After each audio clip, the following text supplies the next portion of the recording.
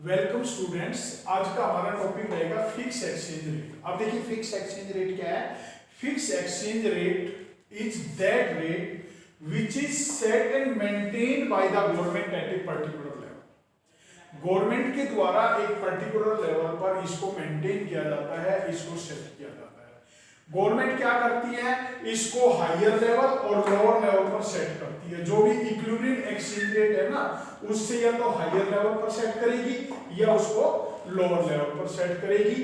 और जब इसको सेट किया जाता है लोअर या हायर लेवल पर, तो वो मार्केट फोर्स जो डिमांड और सप्लाई का है उसके बेस पर किया जाता है। तो इसमें क्या होता है कि जब हायर लेवल पर गवर्नमेंट के द्वारा इसको सेट किया जाता है, तो देखिए इसमें क्या करेंगे, एक्स एक्सिस पर सप्लाई और डिमांड ली है यूएस डॉलर की, और जो वाई एक्सिस है उस पर हमने एक्सचेंज रेट लिया है इंडियन रुपीज वर्सेस डॉलर। तो ये आपकी डिमांड है, ये आपकी क्या है, सप्लाई है। तो ये आपका इक्विलिब्रियम पॉइंट है। 50 रुपीज इंडियन के बदले में $1, हम 50 रुपए मानकर चल रहे हैं, तो 50 रुपए के बदले में हमें $1 है। अब इसको हमें हायर लेवल पर सेट करना है, तो हायर लेवल पर सेट करने के लिए हमने रेट को इंक्रीज कर दिया गवर्नमेंट ने। तो ये 60 रुपए के बदले में अब $1 मिल रहा है। ठीक है, तो इससे क्या होगा, 60 रुपए में जब $1 मिल रहा है, तो देखो जो पी और क्यू है, जो पी और क्यू है, ये क्या होगा, आपकी जो सप्लाई है वो ज्यादा हो जाएगी, डिमांड कम हो जाएगी, सप्लाई ज्यादा हो जाएगी। तो इससे जो फॉरेन एक्सचेंज का रिजर्व है गवर्नमेंट के पास, आरबीआई के पास, फॉरेन एक्सचेंज का रिजर्व बढ़ जाएगा। तो देखिए ये क्या है कि जो हायर लेवल पर सेट किया जाता है, तो वैल्यू ऑफ डोमेस्टिक करेंसी जो है वो डेलिबरेटली गवर्नमेंट के द्वारा लोअर की जाती है। 50 रुपए के बदले में 60 रुपए कर दिया, तो जो डोमेस्टिक करेंसी है उसकी वैल्यू कम हो गई। पहले 50 रुपए में $1 मिल रहा था, अब 60 रुपए में $1 मिल रहा है। तो हमारी जो डोमेस्टिक करेंसी की वैल्यू है वो क्या हो गई, कम हो गई। डेलिबरेटली गवर्नमेंट के द्वारा इसको लोअर किया गया। तो इसको हम क्या बोलेंगे, डीवैल्यूएशन बोलेंगे। अब देखिए आपने डीवैल्यूएशन और डेप्रिसिएशन के बारे में पढ़ा। तो डीवैल्यूएशन क्या है कि डोमेस्टिक करेंसी को की जो वैल्यू है उसको गवर्नमेंट के द्वारा डेलिबरेटली अगर रिड्यूस किया जाता है तो वो तो डीवैल्यूएशन है। लेकिन डेप्रिसिएशन क्या है कि इंटरनेशनल मार्केट में डोमेस्टिक करेंसी की वैल्यू ऑटोमेटिकली कम हो गई, गवर्नमेंट के द्वारा डेलिबरेटली उसको रिड्यूस नहीं किया गया, ऑटोमेटिकली कम हो गई, तो उसको हम क्या बोलेंगे, डेप्रिसिएशन बोलेंगे। तो दोनों में डीवैल्यूएशन और डेप्रिसिएशन में डिफरेंस हो गया।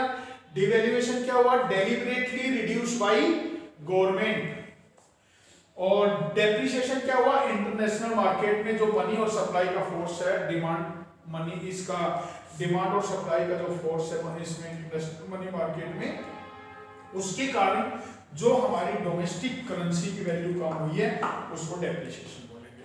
तो इसका इंप्लीकेशन क्या हुआ, इसका इंप्लीकेशन हुआ कि हमारी फॉरेन एक्सचेंज की जो सप्लाई है वो डिमांड से ज्यादा हो गई, जो ये पी और क्यू है। तो इससे गवर्नमेंट क्या करेगी, आरबीआई क्या करेगा, फॉरेन एक्सचेंज को रिजर्व करना शुरू कर देगा, फॉरेन एक्सचेंज को रिजर्व करना स्टार्ट कर देगा। अब हमारा दूसरा पॉइंट आता है, ये हायर लेवल पर था, अब हम लोअर लेवल पर सेट कर रहे हैं, इक्विलिब्रियम लेवल से लोअर लेवल पर सेट कर रहे हैं। तो देखिए डायग्राम वही है, इसमें हम नीचे की तरफ आ रहे हैं, R1। तो इसमें जो P और Q है, इसमें सप्लाई रिड्यूस हो गई और डिमांड आपकी क्या हो गई, एक्सेस हो गई। ठीक है, तो इसमें क्या होता है, value of domestic currency has been deliberately raised by government. यहां रेज की जाती है, जैसे ये 50 रुपीज के बदले में $1 था, यहां 40 रुपए के बदले में $1 कर दिया गया। तो यहां डोमेस्टिक करेंसी की वैल्यू गवर्नमेंट के द्वारा डेलिबरेटली रेज की गई। तो इसको हम क्या बोलेंगे, रीवैल्यूएशन। अब हमारे पॉइंट आता है एप्रिसिएशन। एप्रिसिएशन क्या होता है कि डोमेस्टिक करेंसी, इंटरनेशनल मार्केट में डोमेस्टिक करेंसी की मार्केट जो वैल्यू है वो इंक्रीज हो जाती है, तो उसको एप्रिसिएशन बोलेंगे। और डेलिबरेटली अगर गवर्नमेंट के द्वारा रेज की जाती है तो उसको क्या बोलेंगे, रीवैल्यूएशन बोलेंगे। तो अब इसका इंप्लीकेशन क्या है, demand more than supply. Foreign exchange की जो डिमांड है वो सप्लाई से ज्यादा हो जाएगी। जब फॉरेन एक्सचेंज की डिमांड ज्यादा हो जाएगी तो गवर्नमेंट यानी आरबीआई क्या करेगा, जो फॉरेन एक्सचेंज का रिजर्व है उसको रिलीज कर देगा, यानी उसको बेचना स्टार्ट कर देगा। तो ये लोअर लेवल पर इस प्रकार से सेट किया जाता है और ये हायर लेवल पर। इसके बाद आपका जो पॉइंट आता है मैनेज फ्लोटिंग। अब देखिए मैनेज फ्लोटिंग क्या होता है। मैनेज फ्लोटिंग में क्या आता है कि जो भी हमारी फॉरेन एक्सचेंज की सप्लाई और डिमांड है उसको डिटरमाइन किया जाता है आरबीआई के इंटरफेयर से।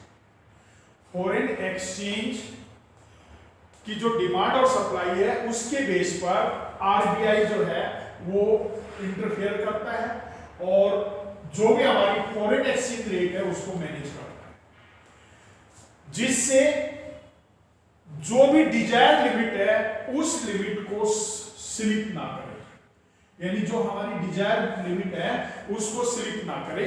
तो इसके लिए जो रिजर्व बैंक ऑफ इंडिया है वो इंटरफेयर करता है और जो भी डिमांड और सप्लाई का फोर्स होता है उसके आधार पे जो हमारी एक्सचेंज रेट है उसको फिक्स किया जाता है।